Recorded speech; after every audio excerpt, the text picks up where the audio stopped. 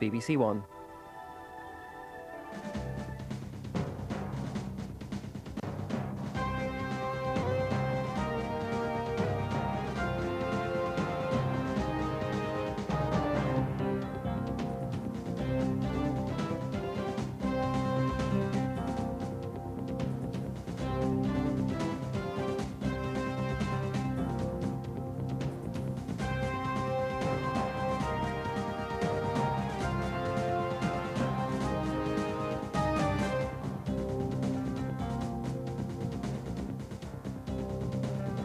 Hello, tonight, as well as new appeals, we've got some fascinating feedback on old ones.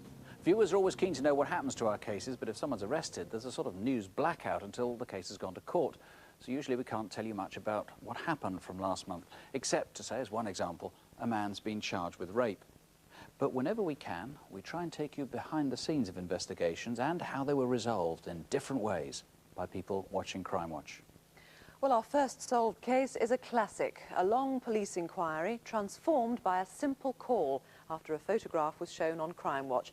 But it shows, above all, two stubborn police officers refusing for 4 years to give up the search for a man who wrecked the life of a colleague. All three officers worked for the Port of Dover police until one of them was tragically injured one Saturday night in November 1993. Saturday night's a very busy time on the port. Very, very busy. Nearly every 5 minutes you got a ferry coming in and unloading people. It's like Piccadilly Circus. It was the start of Rick Wilson's shift. A ferry had just docked and some of the passengers had been making the most of the duty-free. Excuse me, mate.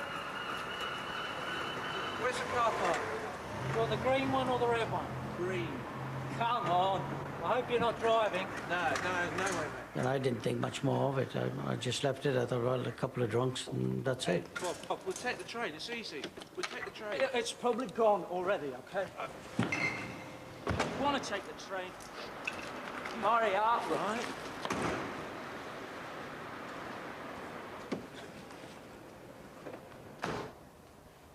Control, traffic warden, green car park, possible drink driver, White Sierra, on the move.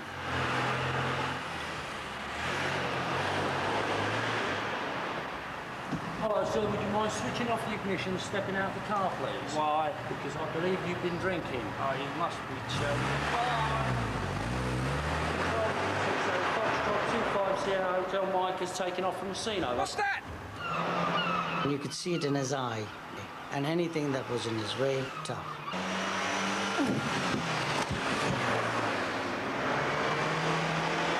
You got a copper on the roof! Stop the car! Stop! I was terrified, zigzagging through juggernauts and Christ knows what. And I was just clinging on for life, and I thought to myself, well, if I get thrown, I'm dead.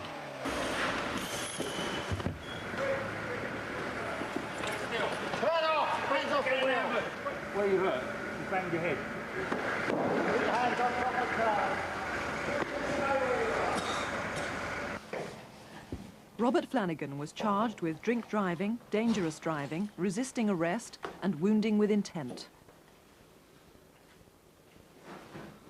Lie still. Lie still. Where do you hurt? Rick Wilson suffered back and leg injuries and his health has never properly recovered. It just affected my whole life, because I knew that I couldn't do the job again. I was on the point of suicide. Despite the grave charges, Robert Flanagan was given bail. When he failed to turn up in court, he was found but bailed again. Again he disappeared, again he was found, again he was bailed and vanished. Cliff Libby was in charge of the case, and Alan Warren, who joined the job on the same day as Rick, offered his help. A lot of time it was when I was off duty, on my rest days. You know, we had to work like that, and it wasn't a problem. We knew he liked bar work, and we knew that he came from London. And we went round looking for him. It was really disappointing, but every time we went to a different pub, we just had a, right, he's going to be in here. But of course he wasn't. So I knew everything about him, knew what he'd been up to, where he lived. I felt that I was one step behind him all the time. Working largely on their own initiative, the two detectives never seemed to get much closer until December 1995. We tracked him down to one pub by a series of phone calls. Hello. Hello. We're from the police at Dover. Bob Flanagan, we know he's staying here. Where is he? Yeah, Bob he was here. He was with his girlfriend. Where's he gone? Do you know? I've no idea. He was over there about 10 minutes ago. You don't know where he's gone at all? No, you must have just missed him. Do you mind if we have a word? And he knew after that, for sure, that we were after him. Through much of 1996, Bob Flanagan and his girlfriend seemed to be on the south coast, but seaside towns were targeted with no success. They even tried to lure the couple with a false job advert tailored just for them, but there was no response. Alan and Cliff never gave up. They never gave up. Every time I spoke to them, they were like medicine to me, because where I used to be desperate, they used to just say, Rick, we'll get it. Oh, no, we can go back to our original... But frankly, the inquiry had run into the sand. Curiously, it was a local MP who came up with the idea, why not turn to Crimewatch? And now on the track of people wanted for equally serious offences, here's Superintendent David Hatcher. Yes, this is Robert Flanagan. He's 30, medium build, blue eyes, and if he hasn't dyed it, brown receding hair. He used to have a ponytail and a beard, though of course he might not have them now. Several calls led to Essex, 2 to an address that had been hurriedly abandoned. Then they found a forwarding address. Within 24 hours, Cliff had the lead that had evaded him for 4 years. Done me a great favour. Thanks very much. Thanks. Cheers, bye. Alan? What? Come here, I've got some good news, I think. The new address was in Great Yarmouth. With a key from the landlady, the police quietly let themselves in.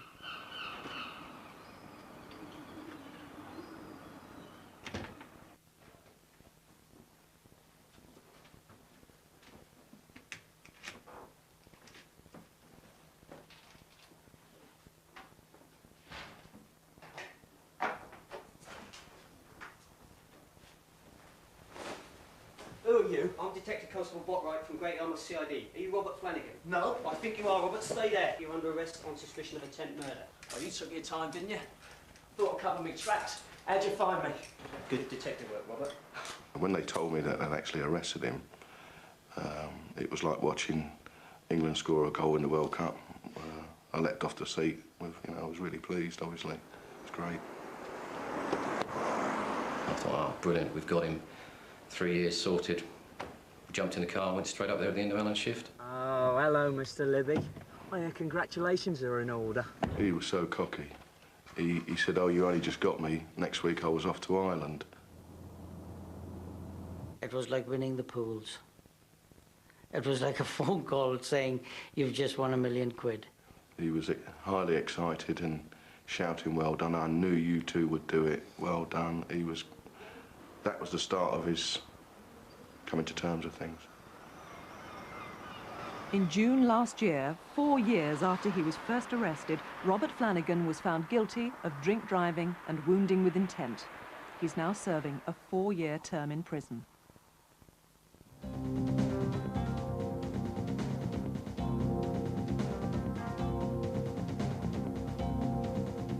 Now we need your help to solve a very nasty attack that happened at the Elephant and Castle roundabout in South London. A passerby was hit from behind and badly injured. Here you can plainly see 3 youths, though a girl who'd been with them has disappeared. They're all about 20, similar height, 5'9", with London accents. This one's a skinhead, fair, slim build with slightly pointed features. The next, medium build, dark crimped hair and with a softer accent. And the third, light-skinned but not mixed race, and his hair was plaited against his head. He tried to calm the situation. We need to find them all, so call us here in the studio on 0500 600 600 or call the local police on 0171 232 6126. That's 0171 232 6126. And next, a robbery and an indecent assault that could have ended very, very badly. As you'll see, the victim fought back and her attackers ran away. It happened at night 3 months ago on Thursday the 14th of May in Uxbridge, outside London.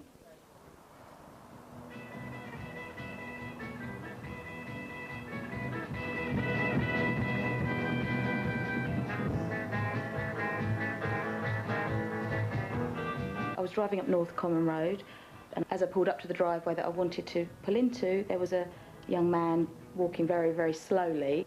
And I was getting a bit irritated, a bit annoyed because I was stuck in the middle of the road. He looked round slowly, didn't make any attempt to run across to get out of my way, just carried on mooching along.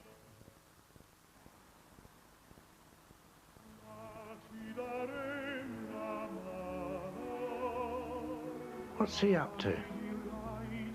Suspicious looking character out there. And I thought, is he tampering with the pillar box?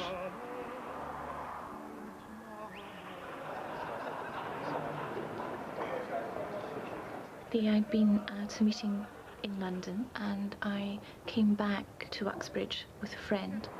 Yeah, well, we're thinking about going to France this year, actually. Oh, France, that'd be nice. Yeah, I think so, down to the Dordogne or something. I was tired and I was just wanting to go home.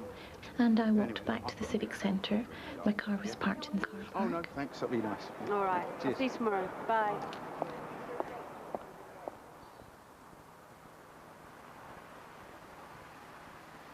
I'd had some letters in my bag which I'd meant to post earlier on in the day. I hadn't got round to it, so I decided to do it then, and that was it. It was finished, and I wouldn't have to think about it the next day.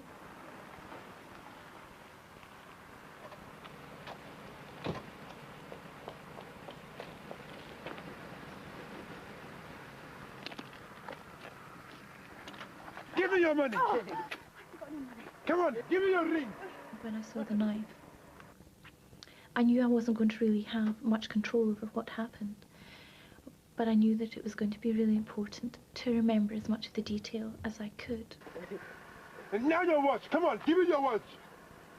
He was tall, about 5'10", 6 foot, slim but muscular. Because I was looking up at him, I could see details of his face. He had tribal scars on one cheek, very short haircut because you couldn't see any hair underneath the baseball cap.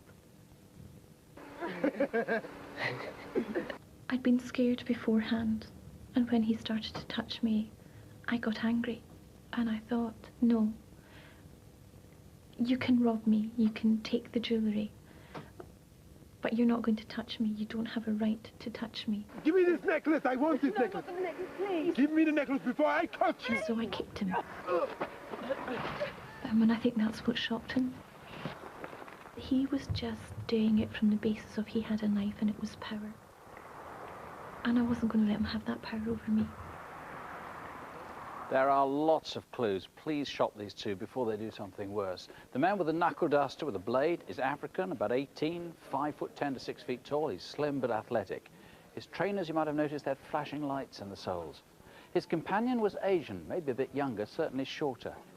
Maybe the taller one was in the area in early May when a student was dragged into a field by an African man who tried to rape her. If you've any idea who that African is with tribal markings, please call 0500 600 600 or the incident room on 0181 246 1541. That's 0181 246 1541. In the Dover hit-and-run case, the suspect, as we saw, skipped bail. Tonight we've another case where this has happened, and this time it's over some very serious sexual allegations which go back over 20 years. This man is Peter Derek Jones, though he was once called Peter Ansell. He's 42 but looks older, medium height, stocky, with brown hair going grey. He may have shaved off that moustache, but can't disguise a scar below his right eye. Peter Derek Jones comes from Worthing in Sussex, but could be anywhere tonight. Do call on 0500 600 600 or ring Worthing Police on 01243 843 505. 01243, that's the code for Bognor Regis, 843 505. Well, and now news from last month. Two men who saw Crimewatch gave themselves up. On one, over 100 people rang, saying a man we sought was in Ireland, and then a solicitor said a man would travel back to England and hand himself over. Well, he did. And another man has been identified and traced to a hospital. But we have an apology to make. Apparently one of the photos we showed last month, this one of a man called Mark O'Connell, is deeply unflattering. Mr. O'Connell, who's being sought in connection with an abduction, was apparently displeased. We know this because, astonishingly, Ian Ronald Tucker, who's also wanted for the same offence, rang the police officer to have a chat. But the police still think these are pretty good pictures, and if you've seen either of these men, please give us a ring, 0500 600 600. And news of a recent court case. 2 years ago, we showed a plaster reconstruction of a head. Well, it was so accurate that several viewers recognised the victim. He'd been found in a shallow grave on a farm in Hampshire. Well, within a month, the man was firmly identified as Harjit Singh Luther from Essex. Inquiries quickly revealed family discord, and last month, his wife's lover was convicted of his murder.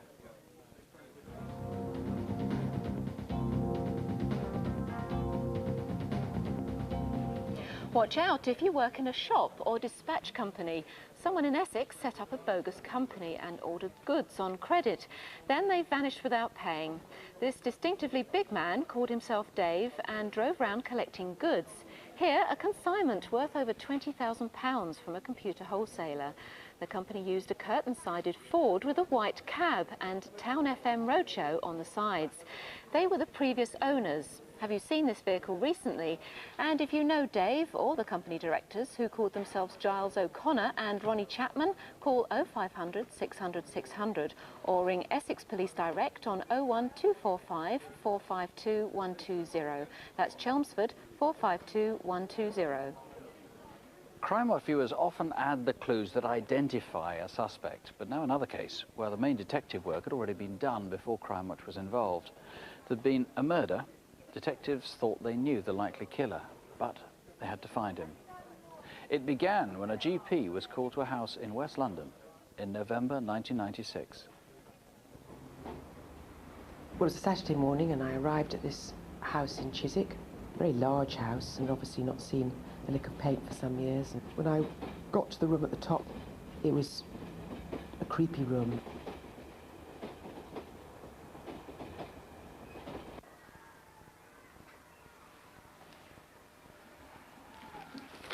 I'm sorry. Your brother's been dead for a couple of days. When did you find him?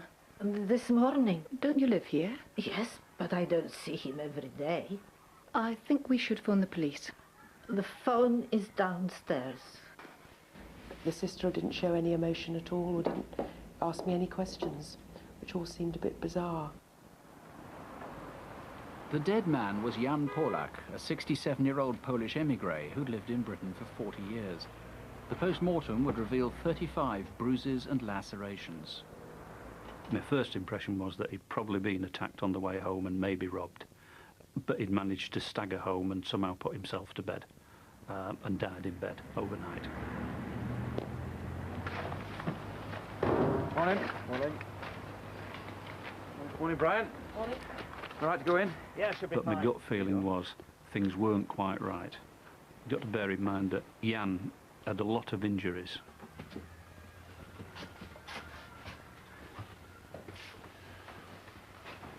There's blood on the edge of the table here.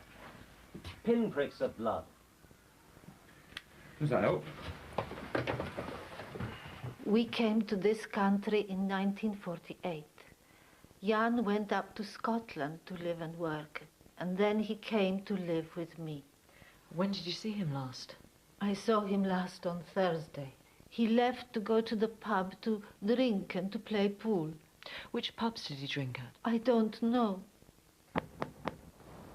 Hello, I'm DC Matthews. Could I have a quick chat? Yeah, sure, come in. So, Brian, what have you got for me?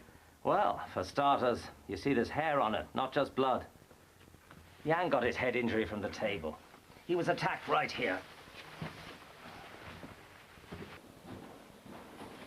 There's blood all over the floor, and the chemicals have brought this out. Well, they're footprints of trainers. Yes. There's no trainers in the house? No. So they must be the attackers. Right. The 7th of November? Thursday last week? Yeah. It was late in the evening. I was already asleep, and this noise woke me up. Well, what noise? Well, it sounded like two men were arguing. Always you want to come home here. And they were loud enough to get me out of bed. You've got your own place to go to. I'm not going halfway across London at this time of night. Yes, you are. That's not how you're having. Amelia said I could stay. Amelia.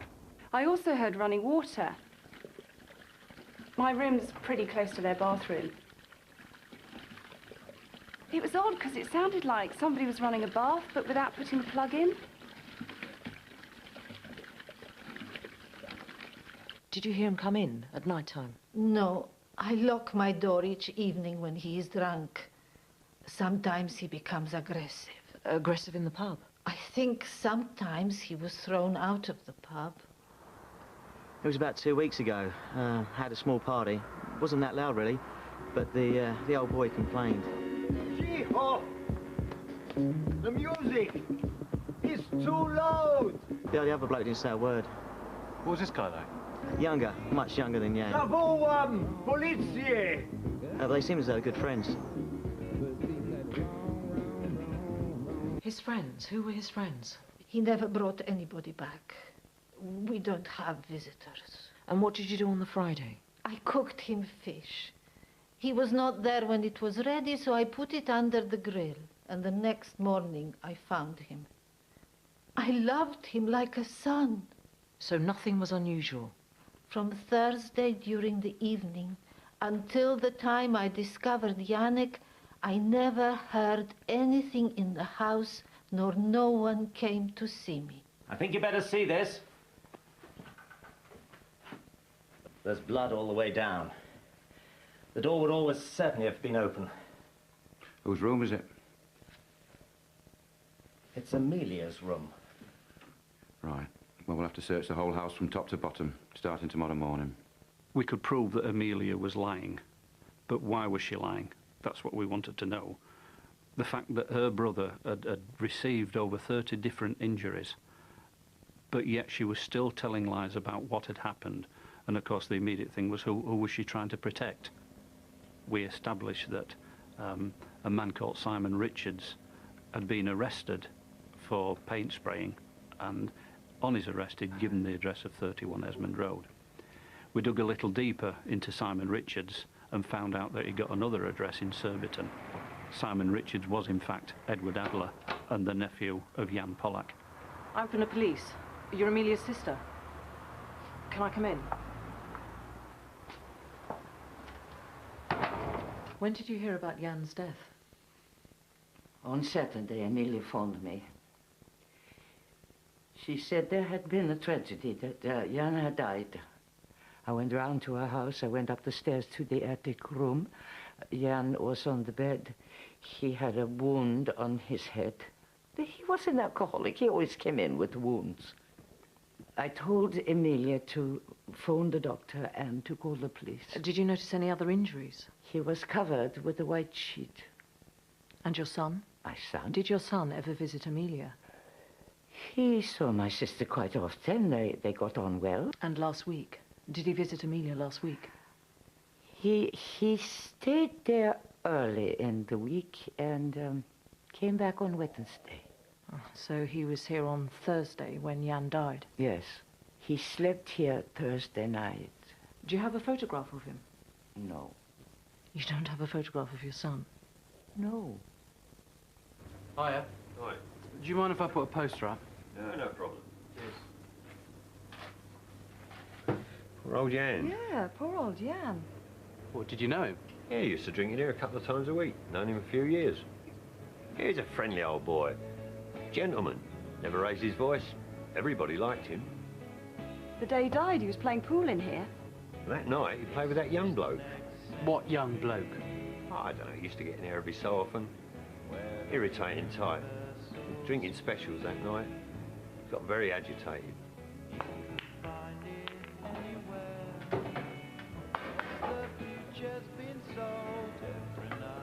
Come on, take a shot. No, I've had enough. Come on, take a shot. No, I want to go. Take one last I shot. actually said to Tom, should we let Jan go home with that young bloke? And? Well, it's Jan's nephew, so... Jan's nephew. Where's your son? He's gone.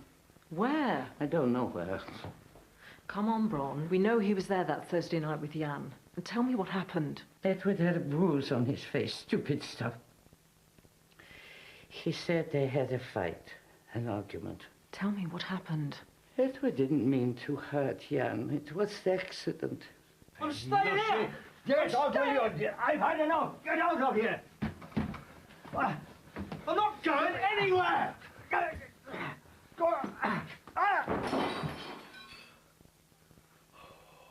He was still here when you came last week. He talked about giving himself up to the police, but the next day he left. He was frightened. He didn't want to go to prison. And that night he phoned to say, "I can't live without you." He was very sad and very worried. He hasn't made contact since then. That was over a week ago now. We now got our main suspect, Edward Adler. I knew that he could be a violent man because of the severe injuries that had been inflicted on Jan. But with no starting point to try and find him. He'd no friends, he'd never worked. We obviously did the checks at all airports and ports to see if he'd left the country. We didn't know where he'd gone to.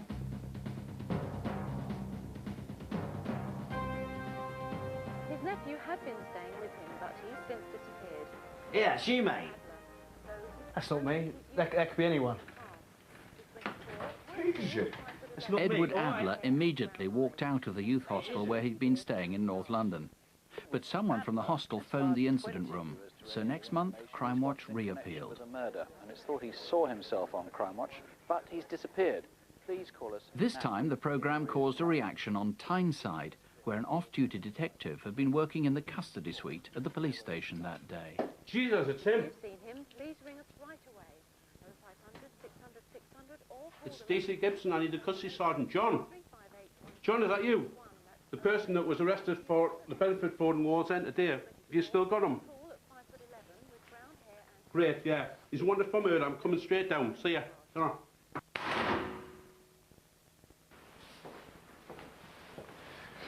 You're Edward Adler, aren't you? No, I'm Mark Felshall. Oh, yeah. Well, we'll see what happens when we check your fingerprints, right? Confirmed as Edward Adler. Great. Right. When he comes down, I want you two to interview him. Okay. Right. I didn't mean to kill him. It was an accident. But he had over 30 injuries. Did you punch him? Yeah, maybe. How many times? 7, 8, maybe 10. So you knew he was dead then? No. Well, when did you know he was dead? It was on a Saturday. I went back to the house and there were police everywhere. And I got frightened. What did you do? We dragged him up the stairs. We? Who's we? Amelia had hold of his legs.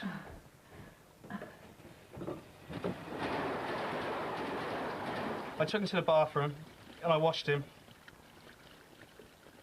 Then I took him back to his bedroom. I kept saying, "Wake up, wake up."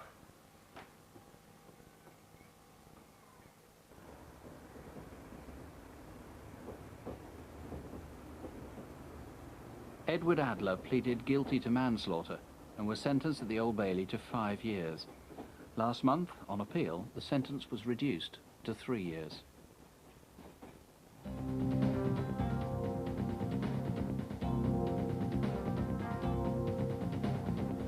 So far, there's been no breakthrough on any of the reconstructions we did last month, but we took in a vast amount of information, and in at least one case, an arrest is imminent. We had so many calls on the rape in Dewsbury that West Yorkshire Police have had to expand the investigating team. And some 250 calls are being followed up on the kidnap in Aylesbury, where a bank manager's girlfriend was abducted from her home. These are 2 faces being sought. Can you link them with 3 vehicles? A grey Maestro van with a yellow interior stolen from High Wycombe but now recovered, a white Ford Transit, or a red old-style 3 Series BMW. A reminder, there's a £25,000 reward here. 0500 600 600. And an unexpected outcome of a bid to get an anonymous informant called back. It was over the Royal Mail van robbery in Surrey. We never heard from the original source, but we did hear from someone else. As a direct result, 2 men have been arrested. Death by dangerous driving causes a strong sense of outrage. Imagine then the anguish when a suspect is given bail and breaks it.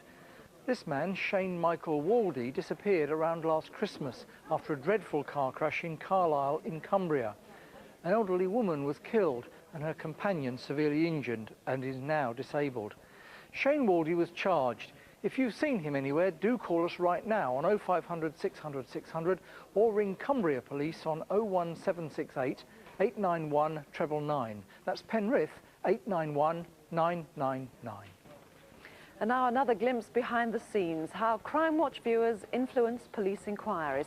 Often it turns out they've been witnesses and have crucial recollections, but frequently they add a clue, which seems quite trivial to them, but which for the detectives helps to clinch the case. And that's what happened in a series of armed robberies in Yorkshire. Because the first attacks were on betting shops, the police called their inquiry Operation Red Rum. Is it all right? Oh, I think so, yeah. Oh, that's smashing. That's bad going. Give me the money! Don't turn round! Don't turn round! I want the money from the tills and the safe. Get down. Get down on the floor! Kneel down! Things that was going through my mind was just do as he says. I'm not risking my life. I've got a husband and two lovely girls at home. There must be more. I need And I more thought money. to just throw all this away, it isn't worth it. Where's the safe? Don't turn round. Don't look at me. The safe. Where is it? It's in the back of the office. Come on. Come on. You stay there, Blondie. Get up. Up! So, another one. The 15th attack so far. Sue, check all the security cameras in all the shops. Find any more witnesses and let me have the statement straight away. Yes, sir. Good. Dave, concentrate on the proactive measures, the observation and the cars.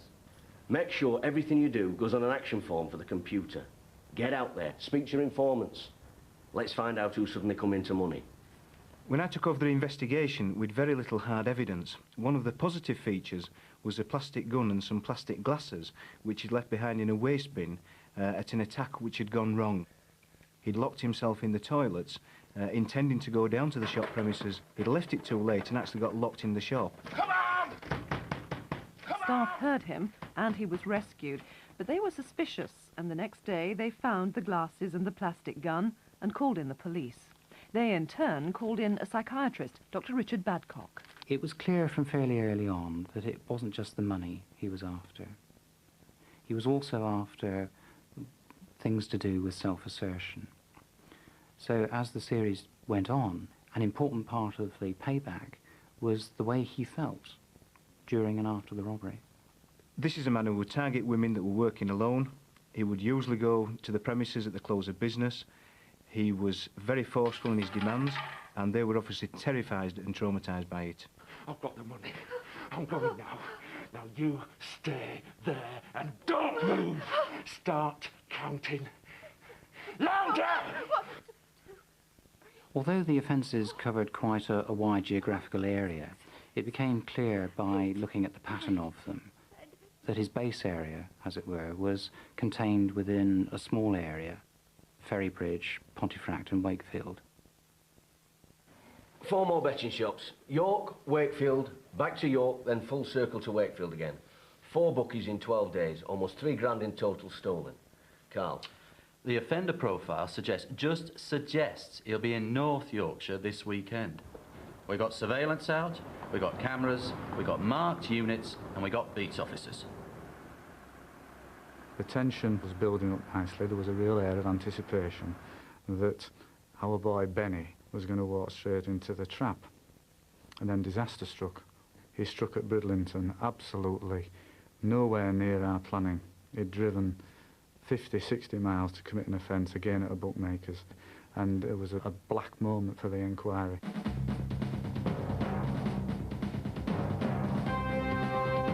It was clear that we're going to have to go to Crimewatch and try and flush him out that way. There's another one-man crime wave going on, this time in Yorkshire, and in this case an armed robber is targeting betting shops. We showed video of the attacks, and we explained how microscopic traces of grey acrylic paint had been found on examination of the glasses. The appeal prompted more than 30 calls that night, but nothing seemed to click. But the next day, one of the detectives was collecting his wife's car from a local garage. You didn't see us lot on Crimewatch, did you? I did, yes. It was very good. There's one thing that stood out, and that's the grey primer. Really? Very, very few places use a grey primer now. We always use a beige or a similar sort of colour to that. So you'd use grey primer around here then? The only place that I could think of is Instant Repair at Normanton. Instant Repair at Normanton? Yes. Boss! Boss! Dave Medley looked again at the sources of the glasses, the amount of premises they were distributed to, and found out that there were only a limited number of premises. And lo and behold, is the same firm that I'd discovered that morning were using grey primer. Instant Repair Limited. Instant Repair Limited, this is it. Well done. Let's give him a bell. Yes, boss. Once I got hold of the manager, and he gave us the name of Ian Gary Wynne. I was going to call you. Some of the guys thought they recognised the robber from Crimewatch. Really? Do you think we could have a look at this fella's shift pattern? His days on and his days off? There's some particular dates that we're interested in. Friday, 1st of November. He was off. Monday, the 11th of November. Off again? Tuesday, the 19th of November. Off. What about Friday, 17th of January? Off again?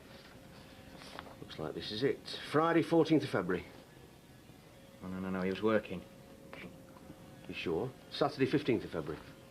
Working all weekend? You're absolutely positive? This is an accurate list. What's the problem? Can you double check? Hang on. Win. Here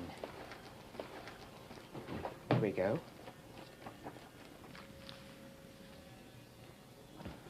Oh, hang on. It was rotated for that weekend.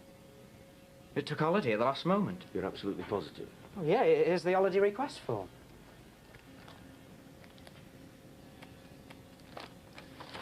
Thank you very much indeed. We actually worked out the odds of him being off for every offence, and it was over 1,000,000 to 1. And I was very confident at this stage that we'd identified the right man.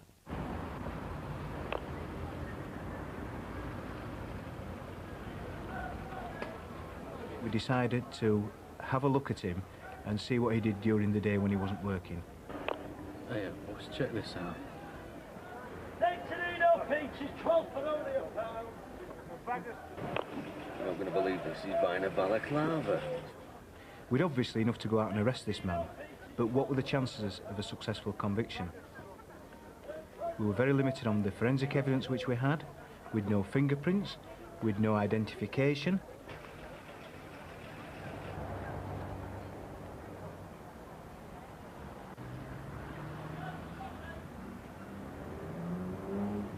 Our man went on the road and he was going to commit robberies.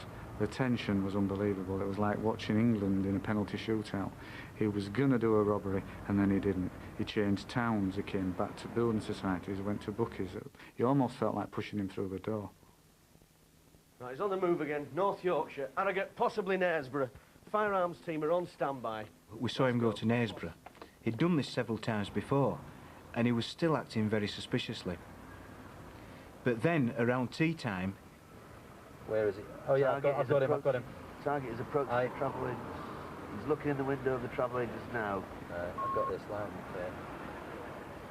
Target has entered the premises. Target is inside the premises. Yep. Stand by, stand by.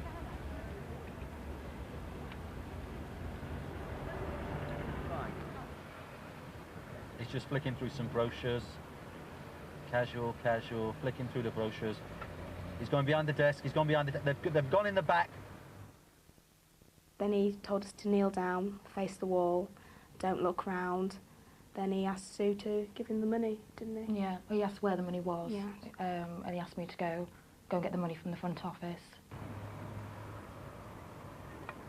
He's coming out. Stand by, stand by. Target is turning left, left, left. Get someone in the shops, find out if the robbery's gone off. You getting him, Carl? Yeah, he's got a bag, Hi, it's the police. We know you've been robbed. Is everyone all right? Target is getting into his car. Arrest him now. Take him out. Go. Right, boss. Get out of the car! Get out! Get out! Out! Out! Out! Get down on the floor! Get down! Lay down! Put your hands behind you! Okay, I'm PC Michaels. We're armed police officers. I've got to tell you, you're under arrest on suspicion of armed robbery. You do not have to say anything, but... He was obviously interviewed at length. On his first interviews, he actually denied the robbery we'd seen him commit, saying that he'd found the gun and the money in a bag as he was walking past the shop and just picked it up. But over the next few days, he went on to admit many offences in the series. Okay? Right, I want you to roll over now into a sitting position. Okay, and up. It turned out Wynn's 6-month crime spree had started to pay for his addiction to gambling. but he'd become addicted to the robberies too. At Leeds Crown Court last September, he pleaded guilty to 5 robberies, 6 firearms offences, and asked for 10 more crimes to be taken into consideration. Because he pleaded guilty, his sentence was reduced. He got 10 years.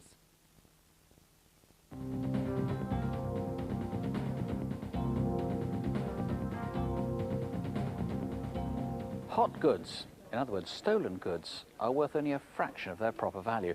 Even so, this next case seems bizarre. Someone went to a lot of trouble to burgle a manor house in Hertfordshire, took 2 very valuable paintings, and then let one of the pictures go to a car boot sale where it went for 150 quid. It turned up at Rafforth Park in North Yorkshire. And here's the man who sold it. Late 40s, early 50s, fairly short at 5'7", with a weathered complexion and wiry shoulder-length dark hair and a North Yorkshire accent. An auction house valued it at over £50,000, but the Art Loss Register confirmed it had been stolen. This is its sister picture, and watch out too for this, an antique Chinese ornamental vase that's been turned into a lamp. If you've seen them, or him, give us a ring, 0500 600 600, or the incident room on 01462 425 166. That's Hitchin, 425 166. Now, a treasure hunt. We have the treasure. You can have a hunt to see if there's anything that belongs to you or anyone you know. Here's Eric Knowles. Starting with a pair of corner chairs and their top rails well carved with cherubs and lion mastheads. Now they're continental, and so's this pottery bust. Very Art Nouveau, title Narcisse. More Art Nouveau, this time a German liqueur set with under tray and matching tops, and not to be outdone, an English silver tray of the same period. Plenty of silver in the cave, in fact plenty of metal, and they don't come much bigger than this group of a cowboy and 2 pack horses. Now you'd need a few heavyweights to move these around. In fact, you'd need a few S. Shackles, because in the late 1930s he was a light heavyweight boxer, and we've got his certificates.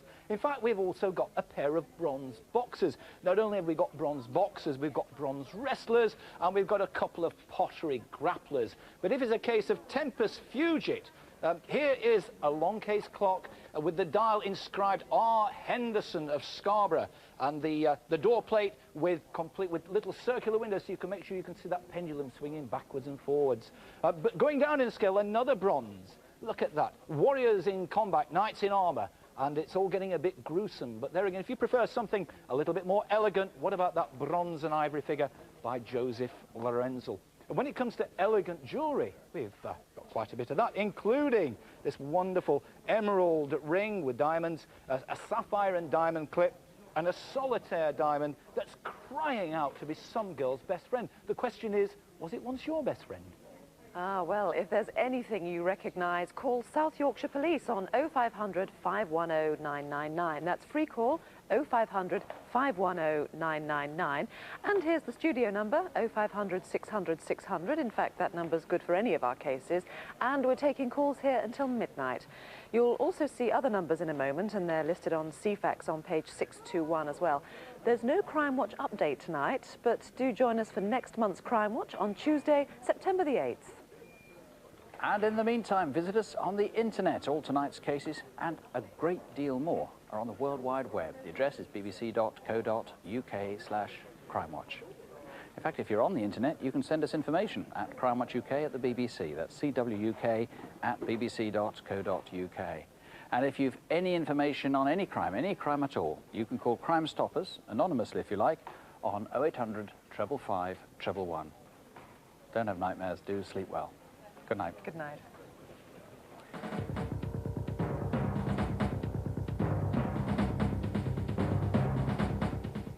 And next year on BBC One, highlights of this year's Senior British Open Golf Championship from Royal Portrush. That's in just a minute.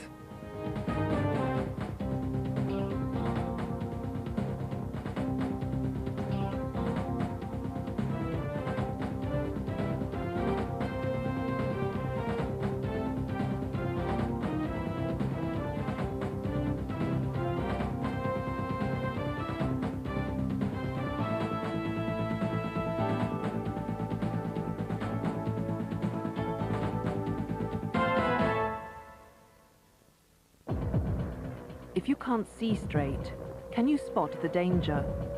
I just knew that something